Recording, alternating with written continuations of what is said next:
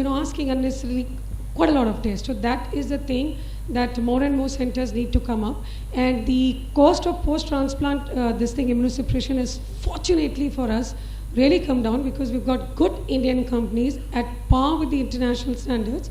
And the immunosuppression is now 43 rupees for a tablet, and Indians are really lucky because the requirement of immunosuppression is much less than the people abroad. Like I have Africans, 7 of them or 6 of them, they require 5 or 7 times the dose of an Indian child. Okay. So we are lucky. The cost is coming to me in an Indian child 100 to 150 rupees a day. Okay, so that's Girish. Are you going to say that you're going to come back to India because of what you heard, Neelam, many centers and it's going to explode? That's not allowed. Okay, no, I think one of the ways of reducing the cost would be what you have stressed before, an early referral for transplantation. Because if you transplant the child in a well state, that child's costs are definitely going to come down. Because the hospital stay is going to be better, the post-operative outcome is going to be better, and that's something which we all really need to look into. Yeah, I think that will be a great message to end this session with, because we need some time for questions. So I think I'm going to end here. I think that's the critical message: early referral, timely referral. It's available now for a small subset of the population. That's what I thought we should cover, but I'm sure there are questions, responses. Another 5 minutes, 10 minutes, we can take them.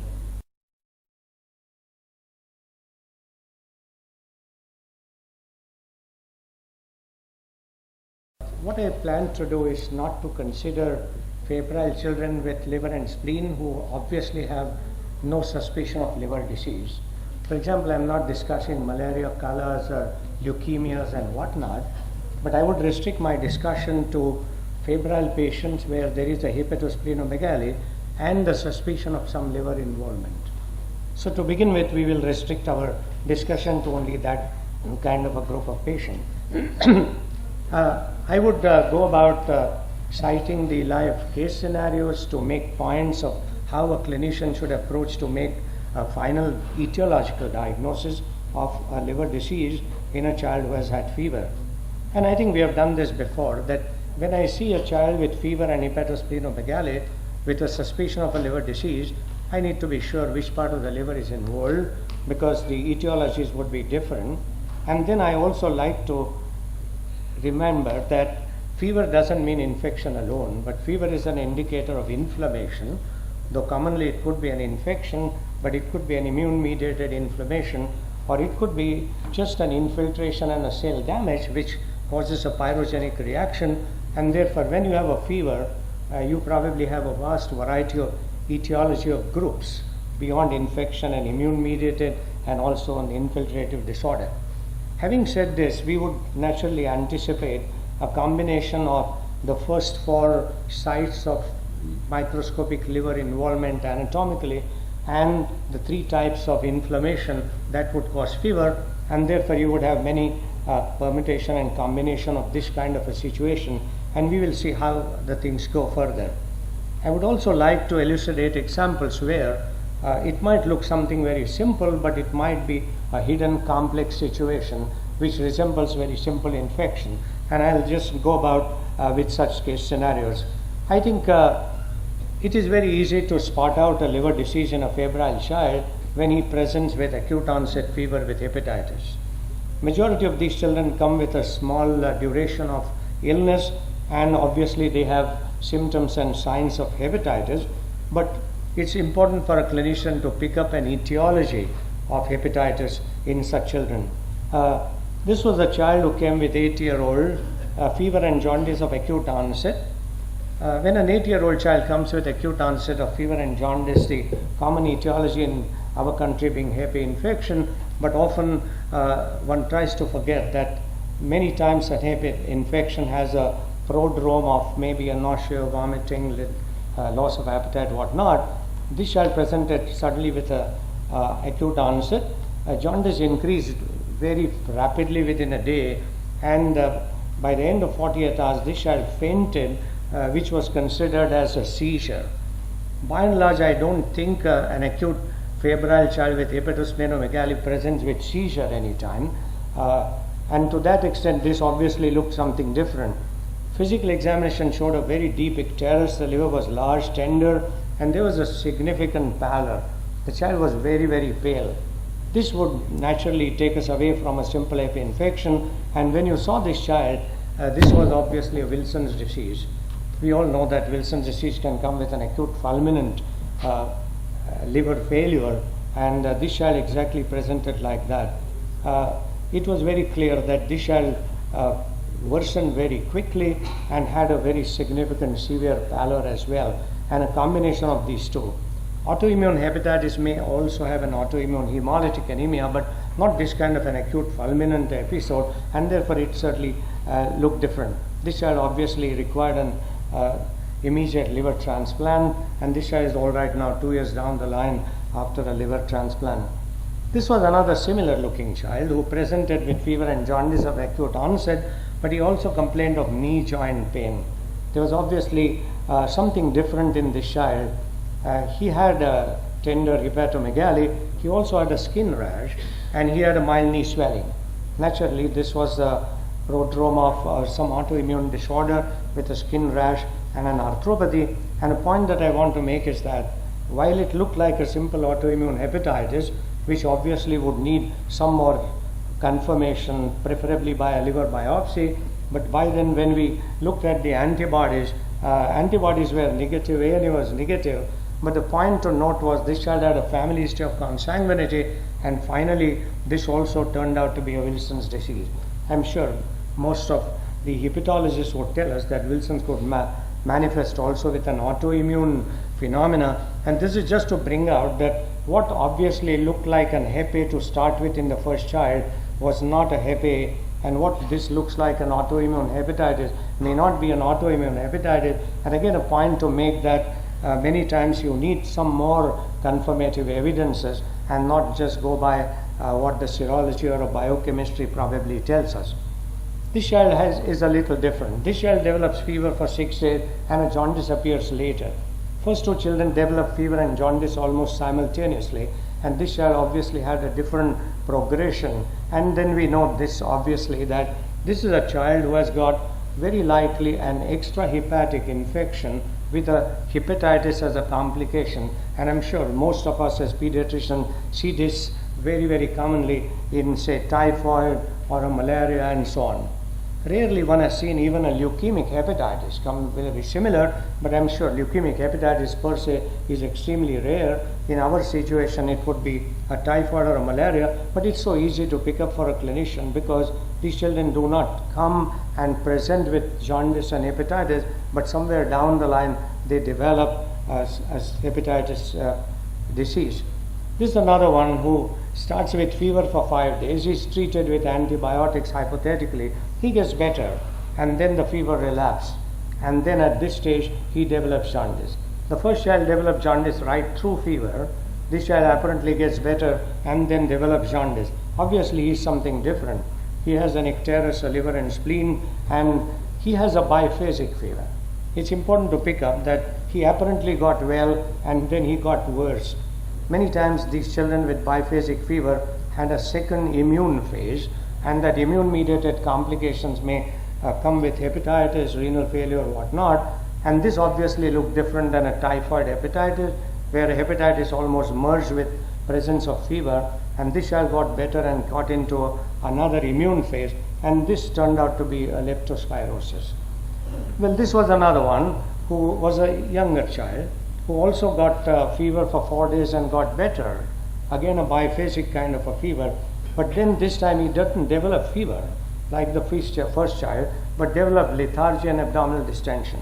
I'm sure all of us as pediatricians look at such children who develop lethargy almost at the time when the fever is disappearing, have some kind of a complication like an immune-mediated capillary leak, and this child certainly did have shock.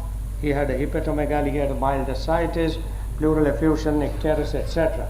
This child therefore behaved differently than leptospirosis, where a biphasic fever ended with a complication which was immune-mediated. And this child, when the fever was getting recrudescence, developed another immune-mediated complication of a capillary leak and develop this. Well, this is not directly to my mind a viral infection like a dengue, but probably a point to make is that besides the infection, the complications that arise like a circulatory failure, a shock, hypoxia, metabolic, therefore derangement, also would affect the liver and present like a hepatitis. And these children may not have a viral affection of the liver, but similarly presenting because of hypoxia, hypoxemia and a capillary leak. And therefore, this is something that we often see in our situation. Well, I think having shown these children with acute onset fever and jaundice, but some of them presenting together, some of them following fever and then jaundice, some of them getting better with fever and then developing jaundice. These are the syndromes of acute onset fever with jaundice. What about acute onset fever without jaundice? These are the children who present with a significant abnormal liver, abnormal to feel in terms of often firm liver, which obviously means that it's some liver disease. And let's see how this 6-month-old infant came with fever of acute onset, and in examination he was looking very healthy. He had an abdominal distension, he had a liver, he had a spleen, he was tachypnic, and he had a scattered crepitation. Obviously he has a respiratory disease, and along with that he probably has an abnormal liver and a spleen too. Obviously this is a disease of infective origin which has spread beyond a respiratory tract into the liver as well. And important point to make again is that it's not enough to say the liver is enlarged and palpable per abdomen, but it's very important to pick up a liver span. And unless the liver span is increased, you don't call it a hepatomegaly just because the liver was looking large per abdomen. This child obviously had a genuine hepatomegaly, and this child had a miliary tuberculosis. Again, we all see this not uncommonly. These are healthy looking children who don't have a long-term chronic symptomatology. They present with an acute fever, but certainly they have obviously a pathology which is systemic, spread out infection, and you have a diagnosis of a miliary TB. Obviously you have a contact, you have an x-ray which might show a miliary, etc., and only rarely you would need further investigation like a liver biopsy to pick up a tubercle there. But this was another one where a 6-month-old child came similarly with fever of acute onset. Physically he looked very healthy. He also had an abdominal distension. He had also a similar situation what last time we saw the child, and looked very similar. I think a good physician would pick up this liver to be soft and therefore get a probability that this liver is not abnormal or pathological, and then you looked at the liver span and the liver span would be normal, and this obviously is a push down liver in an acute bronchiolitis. Both these children may look very similar if you look at them superficially, but if you get into the depth, there is easy way to find out whether the liver is abnormal. One by a liver span showing hepatomegaly genuinely, and then of course the feel of the liver. And I'm sure majority of us, having gone through a training period, call a firmish liver or call soft to firm liver so that you can be on either side of the examiner. So I think this is the way sometimes a child may fool with a liver disease, and this child had obviously no liver abnormality, and it's important that every time you pick up a liver span. This 8-year-old child came with fever for 3 days and body ache, headache. Fever was less on day 4. This was an obese child. By the time we saw this child was on day 4 of fever, getting better, but had a liver which was obviously firm, rounded border, not tender. Spleen was not palpable. Obviously, we are taught that whatever you see in the history and physical examination, you try to correlate into one diagnosis, but not always essentially, because this child has got a firm liver which is not tender. This child is otherwise all right. So obviously, it looks like some chronic liver pathology in a child who has an acute onset of fever. Obviously, this is an unrelated fever, and this child had a fatty liver. He is an obese child. He has got mild enzyme raise, and therefore many times you would see a silent liver disease in which a patient manifests with some unrelated febrile condition, and one has to really see how you split out an acute onset of fever different from a chronic silent liver. For example, another example of such a situation is a metabolic disorder. I'm sure Ashish would know that many liver diseases, metabolic liver diseases, would be brought to a pediatrician with some subtle onset of fever viral, unrelated, and you develop a jaundice and you try to correlate the two, and you know that there have been a silent biochemical abnormality which had nothing to do with an acute onset of fever, and the fever would disappear. Well, rarely you get fever prolonged with jaundice, and this was an 8-year-old with a fever for a long time. He had a large liver, a mild tenderness. He had an engorged neck veins. The point to make is that it's important when you get a large liver to look at the engorged neck veins, because that only gave you a diagnosis of a constrictive pericarditis. Otherwise, you would go on fishing for an apparent liver disease, and you might even do a liver biopsy because you had a hepatosplenomegaly and a firm liver. So I think the point to make is every large liver must have an engorged neck veins to look at, and it's so easy for a clinician not to miss it. And lastly, this was another one who had a moderate pallor, liver and spleen, but he had an abdominal mass to guide you. And obviously when he had an abdominal mass, a lymph node mass, you knew that this was probably a Hodgkin's disease. And therefore, to that extent, I would just end up by saying that when you have a clinical approach to fever with hepatosplenomegaly, look at acute onset of fever with jaundice present together. You have a hepatitis or a cholangitis. If you have a jaundice following later after some days of fever, then you have a complicated hepatocyte involvement. If you had a prolonged fever without jaundice, very likely you had a reticuloendothelial cell involvement or a systemic infection. If you had a prolonged fever with venous obstruction, you probably had a constrictive pericarditis to look at. And at times you may have a fever unrelated with pre-existing silent liver disease, and two have nothing to do with each other. And at times you have a push-down liver, which is not a liver disease at all. Thank you very much.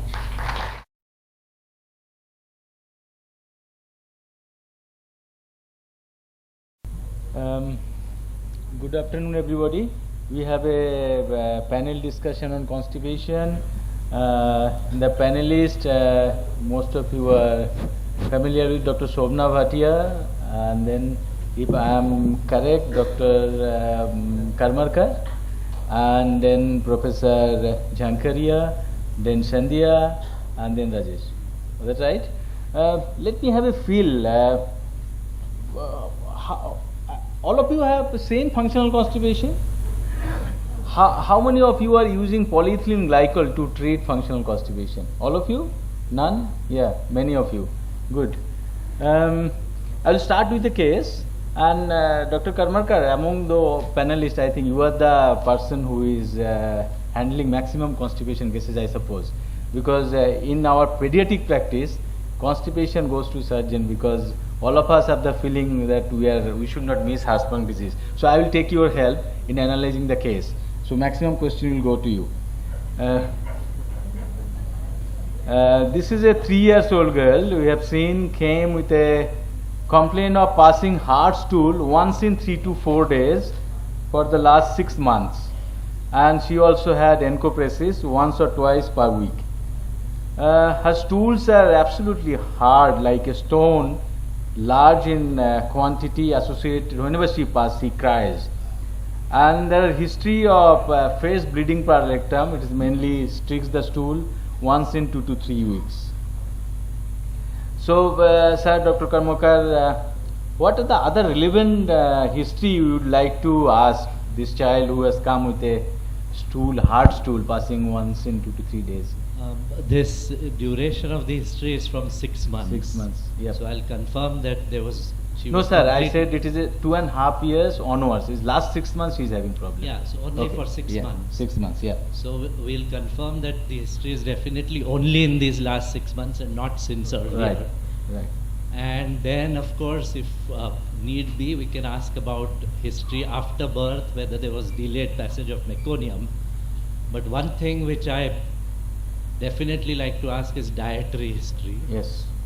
I think most such cases of acquired functional constipation in our practice, in my practice, are most of the times dietary, and sometimes surgeons don't tend to ask about that at all.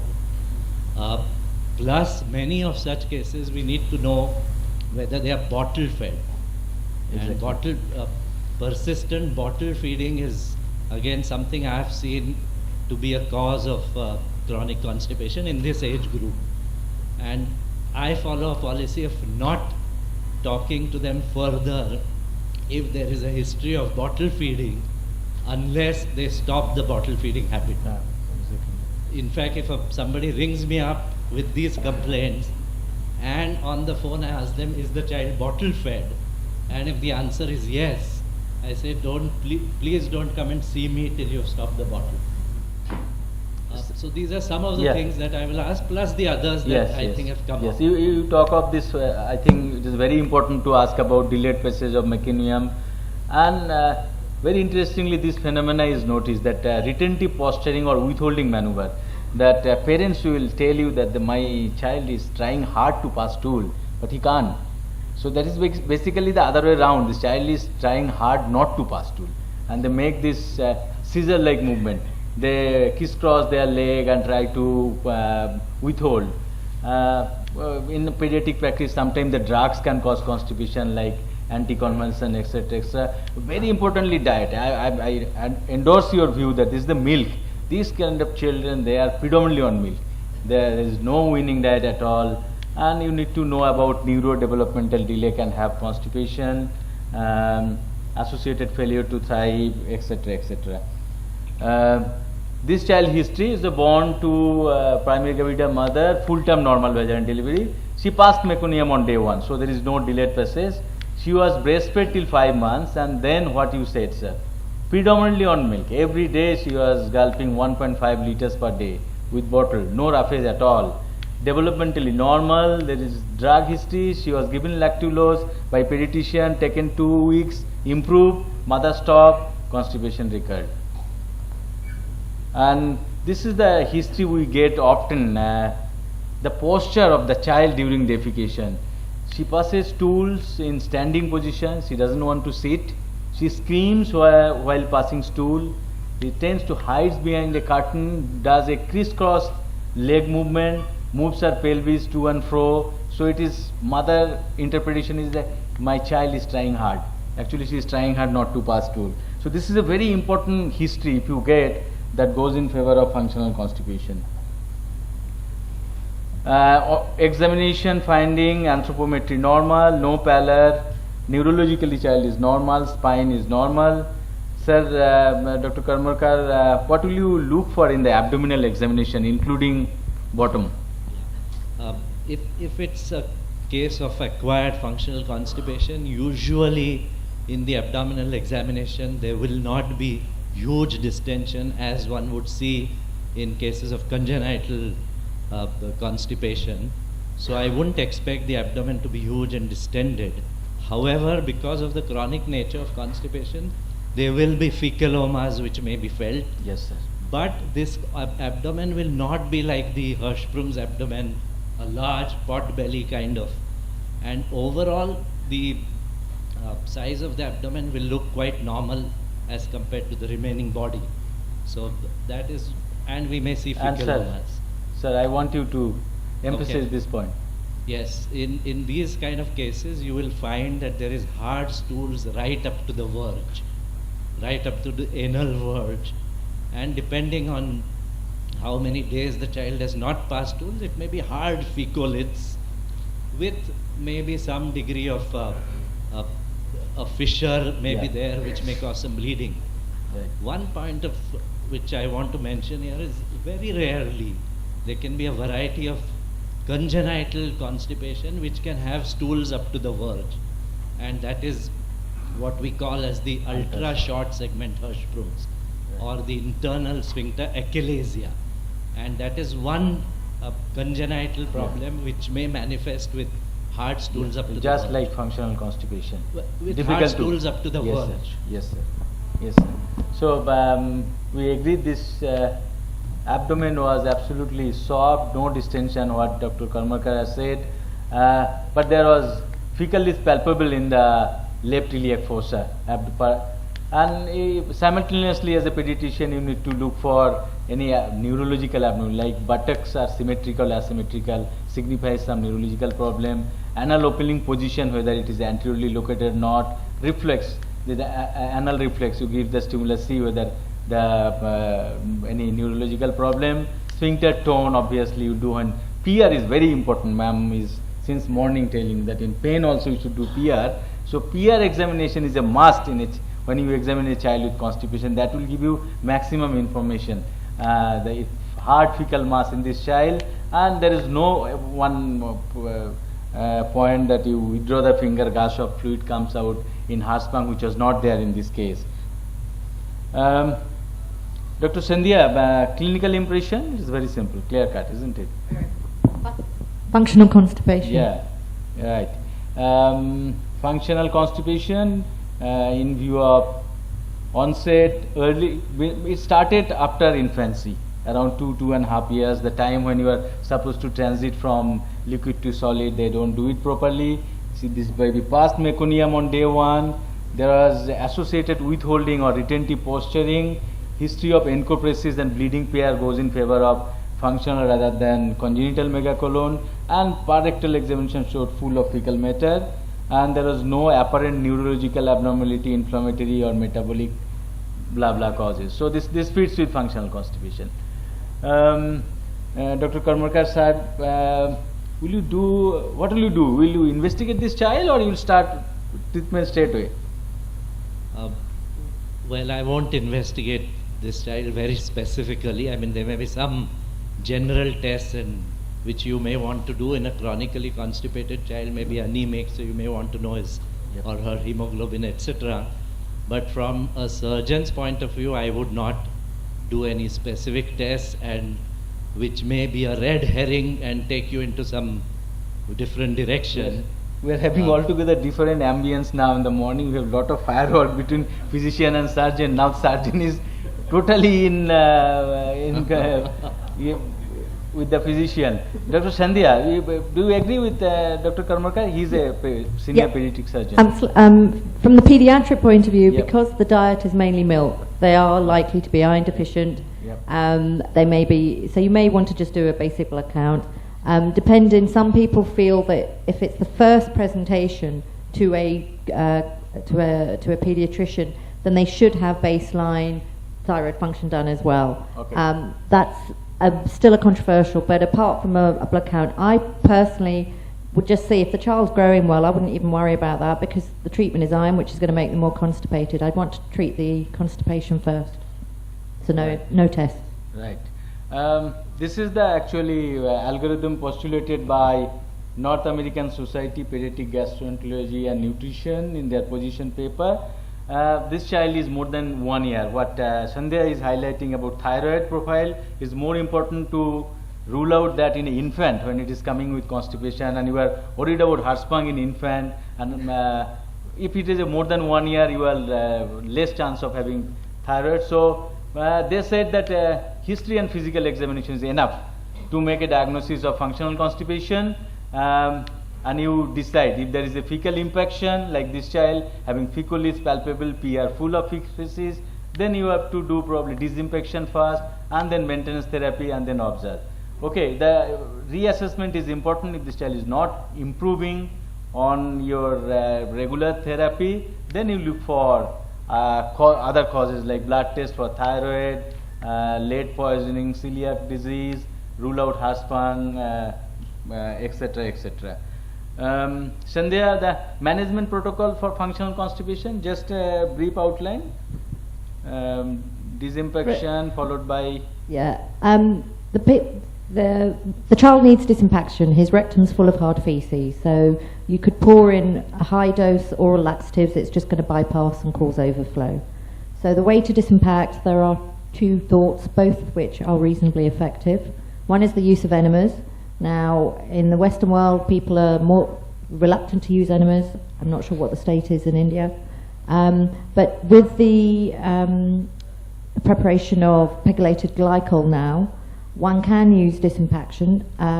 There are two ways. One is the clean prep preparation, which requires admission to hospital, nasogastric tube, and pouring 3 litres of a glycol type preparation.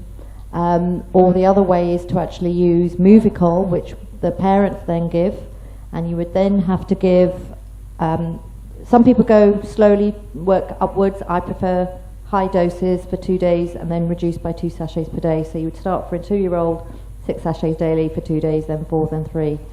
I find, however, that for disimpaction, if you don't use an enema, it just takes much longer. because the fecalists have to break down. But the importance is once the disimpaction has been done, the child will need maintenance treatment, and to explain to the parents that not to stop the medicine as soon as they think a stool is starting to be normal. In the olden days, it was a step up. You start with a bit of lactulose, which is a stool softener, and then you use a stool stimulant. I think nowadays, with the newer preparations, we're often bypassing those because you can use Movicol for maintenance treatment as well. Our index patient, we have done what Sandhya said, that disimpaction, but what we practice, the smaller kid we admit, because it is very difficult to do disimpaction at home. You give the prescription, they will not be able to give that quantity of polyethylene glycol solution. This child will vomit. So what we do, we put a nasogastric tube, we give a dose of perinum, and then we give this infusion of polyethylene glycol solution 25 ml per kg per hour till the output is absolutely clear. Okay, this is the protocol we follow. And after that, we are doing a study randomizing polyethylene glycol versus lactulose. This child was on polyethylene glycol. We have given dietary advice to decrease milk and increase roughage, and simultaneously toilet training. Sandhya, already you touched upon about this disinfection with enemas versus polyethylene glycol. How effective is the home-based disinfection? Because that you practice probably. Is it in the young infant? I also would admit to hospital, use a nasogastric tube and clear them out. In the older child, the traumas of putting an NG tube down and having the fluid. So we're finding that using the oral high-dose Movicol, it depends on the parents. If they really understand the issue, they will enforce it. We are strict, we'll make sure they don't have fluids only for the first 24 hours, and then only jelly for the second 24 hours, and then they're allowed to eat. And I would say that one has to do it on an individual basis, judging on the family, but the younger ones, we admit. Yep. And we had this impression that though the enema is very effective, in adult practice you give enema and do the bowel cleaning, but in children, especially functional constipation, Dr. Karmakar will agree with me that the main problem is the pain. They have a fear of passing stool because they had it in mind, if I pass stool then that will hurt me. So that's why they don't want to pass stool. So the pain is the basic problem, and you put a catheter into the rectum, that will aggravate this problem. So though it is a very effective, faster mode of disinfection, but it is invasive, likely to add fear and discomfort. So we try to avoid. But very interestingly, there is a study published recently from Netherlands, and they have compared this enema versus polyethylene glycol, and they said both are equally effective. So you can do it with enemas also. This is the only one word study. We may not agree with it. Sandhya, after disinfection, you will start on laxative. So which one do you prefer, lactulose or polyethylene glycol as a maintenance therapy? My personal opinion is lactulose is useless. So is there any added advantage of polyethylene glycol over lactulose? Both are equally effective. I disagree with that. With the pegylated glycol, I think that the way the pegylated glycol works, it's a more effective medication than just having a stool softener. Yep. And it's easier to adjust the doses by increasing the sachets. And I think the studies have shown that actually it is superior to lactulose. Yeah. Fortunately, now in India we have polyethylene glycol sachet with or without electrolyte available. So it is not difficult to procure and use it. It is basically scientifically superior to lactulose. It doesn't get metabolized inside the tummy, so there is no risk of gas formation or pain, and so side effect is less. And this is the meta-analysis of 5 studies, though it is not in true sense meta-analysis. They have compared that 5 studies comparing the lactulose versus polyethylene in children, and 4 out of 5 said that statistically significant means more effect with polyethylene glycol than lactulose. Tolerability is equal, side effects are less with polyethylene glycol, especially pain and distension. And advantage of polyethylene glycol, you can use the same drug for disinfection and maintenance therapy. Karmarkar sir, just can you elaborate about this diet and toilet training? It's a big problem, isn't it? Absolutely. As I said, I mean, I would not see a child if he's bottle fed unless the bottle is stopped for 15 days. I wouldn't entertain a family to discuss the problem with me. So what I mean to say is you can't overemphasize the role of diet. And predominantly most of these patients have dietary problems. They lack roughage, they are milk fed, they are on constipating diets, biscuits, chocolates and white bread and whatnot. So I think it's an enormous task to get them to be on a good, balanced, healthy diet. I mean, the whole family needs to be trained and spoken to about this. You don't want them sitting in front of the TV and munching whatever comes. That's very difficult because we do it ourselves. So to tell them not to do it is very difficult. But that's one, and toilet training. I mean, it's especially I think in urban India with busy lifestyle, toilet training is being grossly neglected in children. And especially in big cities, both parents working. Unlike the old times when you had joint families, large families, there used to be somebody to train you to sit on the potty every day at a fixed time. We find that that's very difficult nowadays. So I think these things have to be impressed. Yes, sir. Especially just one line about toilet training. You just ask the parents to make the child sit immediately after a major meal, because we try to utilize this gastrocolic reflex. There are two types, early and late. So earlier one is the stronger. So all of us have the